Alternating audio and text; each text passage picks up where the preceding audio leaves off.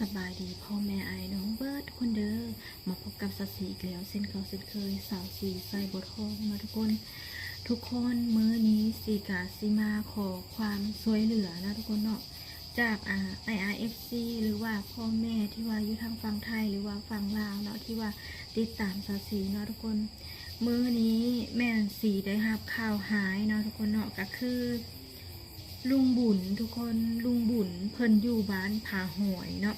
ซึ่งว่าเป็นบ้านที่ว่านางน้อยกับไอหวังเพิ่นอยู่อะไรทุกคนกะมื้อนี้แม่นสีได้ยินข่าวว่าเพิ่นเสียชีวิตแล้วนะทุกคนเนาะกะถือว่าเป็นข่าวหายนะทุกคนถือว่าเป็นข่าวหายเลยแหละแบบ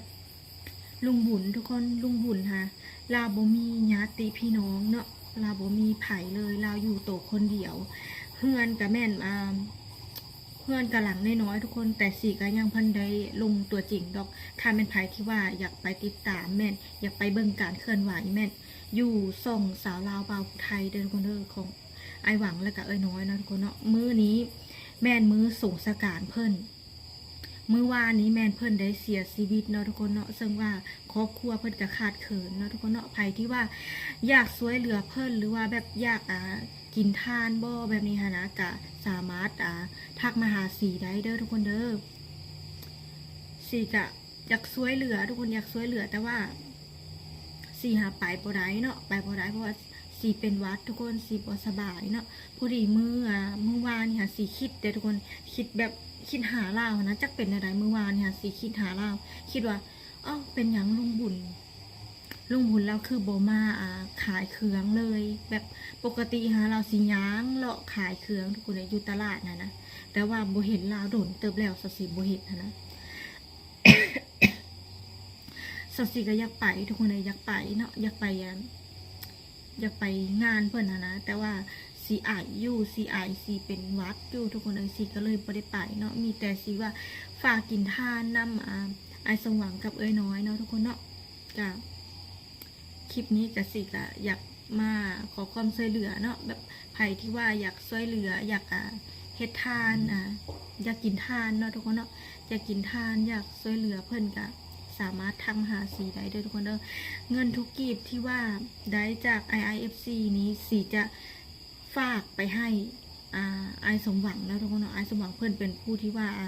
เป็นสะพานบุญนะเป็นสะพานบุญแบบไปฝากให้กับนายบ้านเพื่อนเลยเพราะว่าครอบครัวเพื่อนก็ขาดเขินซึ่งว่าลุงบุญกับทุกคนเลยเมื่อเช้านี้เนาะเห็นไอหวังกับน้อยลงเฟซก็คือบ้านสว่างขอความช่วยเหลือหรือว่า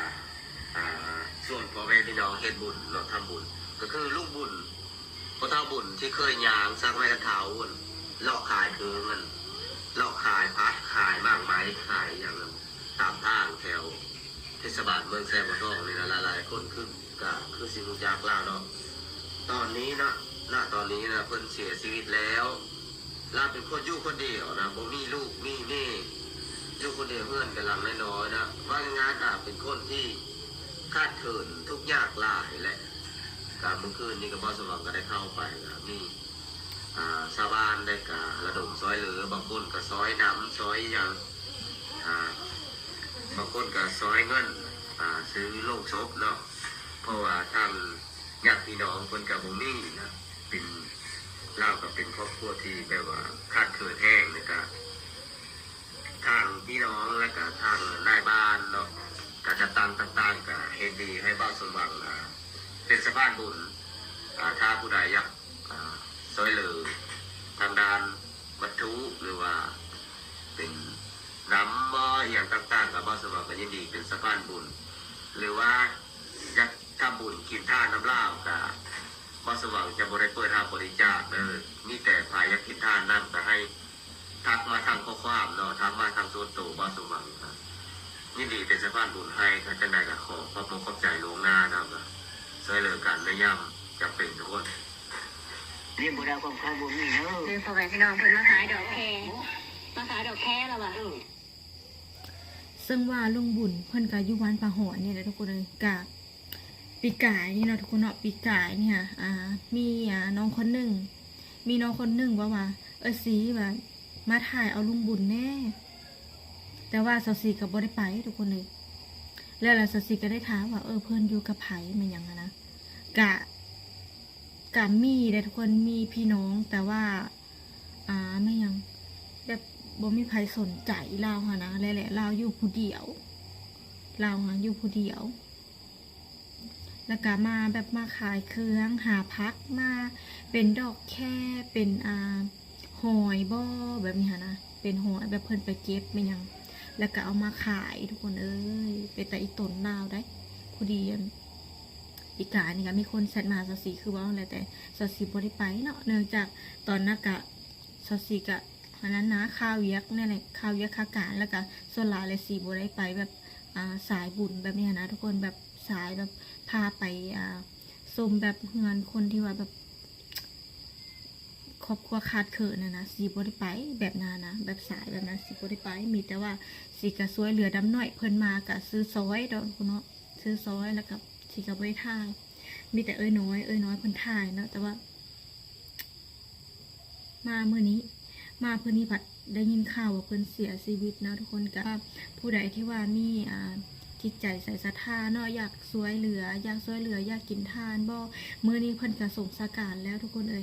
มีแต่ว่าถ้าว่ามี IFC หรือว่าพ่อแม่ทางฝั่งไทยหรือว่าทางฝั่งลาวเนาะหรือว่าอยู่ต่างประเทศเนาะที่ว่าอยากช่วยเหลือแม่นเขาจะเอาเงินจำนวนนี้ไปเฮ็ดบุญให้เพิ่นทุกคนไปเฮ็ดบุญแจกให้เพิ่นเนาะถ้าว่าได้เนาะทุกคนเนาะกะคลิปนี้สิฝากไว้ซ้ำนี้แล้วคนเดียวท้ายคลิปสีจะเอาคลิปเพิ่นลงเนาะทุกคนเนาะว่าเพิ่นเป็นแนวใดนะเพิ่นเฒ่าแล้วบ่แบบนั้นอายุเพิ่นก็90 ปลายปีทุกคนเลยเพิ่นอยู่ผู้เดียวเนาะบ่ได้มีไผเข้ามาช่วยเหลือหรือว่าจังใดเนาะทุกคนเนาะขอบใจหลายๆเด้อที่ว่าเข้ามาเบิ่งแต่ต้นจนจบนะทุกคนเนาะบ๊ายบายเรียนบ่ได้ความคายบ่มีเด้อเดี๋ยวพ่อแม่พี่น้องเพิ่นมาขายดอกแคแล้วว่ะดอกแคธรรมดาเนาะมีจักถงบ่เฒ่ามีหลายอยู่เด้พ่อแม่พี่น้องนี่เพิ่นมาขายจะเอามาแต่ไสพ่อเฒ่าเก็บมาอยู่ในเพื่อนบ่ได้ขายมันไปผมคือเจ้าใหญ่เด้อคือบ่ได้ความคายบ่มีเด้อเรียกไปเจ้าใหญ่นั่งก่อนแม่พ่อเฒ่านั่งก่อนเนาะยันเหมือยืนกินบ่น้ำแค่ยินน้ำให้พ่อเฒ่าลูกเอาจอกมาไปแม่ยินนั่งนี่ได้บ่ได้นั่งรถพ่อเฒ่าพ่อเฒ่าเพิ่นมาขายดอกแคพ่อแม่พี่น้องจะอยู่เพื่อนกับผู้ใดอยู่เพื่อนกับผู้ใดพ่อเฒ่าอยู่เพื่อนกับไผอยู่กับน้องผู้เดิมอยู่นำแล้วไม่ยังนะไม่กูเช้ากูเช้าเจ็บแอวบ่เอาเจ็บแอวกินยาแบบล่ะเจ็บแอวกินยาแบบดีเจ็บแอวค่ะเจ็บกระตุกโตเจ็บปวดกระตุนกระโตยาดีเจ็บเส้นเจ็บเอ็นประมาณนั้นเอากระบูแพงใช่ไหมบ่มีเงินซื้อยาบ่ไปหาขายเครื่องเอาเงินซื้อยาเนาะซื้อยามากินแค่เงินแม่อยู่ริมสั่งเขาไปเอาไปที่มาให้ขาลูกเนอะกูจะบ่ได้ก็ขาดอกแค่เพิ่นไปหาขายเครื่องคู่มือเลาะย่างขายนี่แหละเนาะเลาะตามทางนี่แหละพ่อแม่พี่น้องกูซื้อปุ่มซื้อไปละมือได้บ่ไปผัดพอได้เงินเนาะประถานเนาะไปหาพอได้เงินเหมือนกันซื้อยากินกินเปโนกินแม่นเลยแล้วตัวกินเปโนไปลูกงั้นน่ะเราสิมักมาเงินน้อยตลอดดอกพ่อแม่พี่น้องเพิ่นมันก็บ่อยากมันปานใดเอามาอีกป้าหมากนึงป่ะพอบ่เจ้าสิถือไปเลยบ่ครับ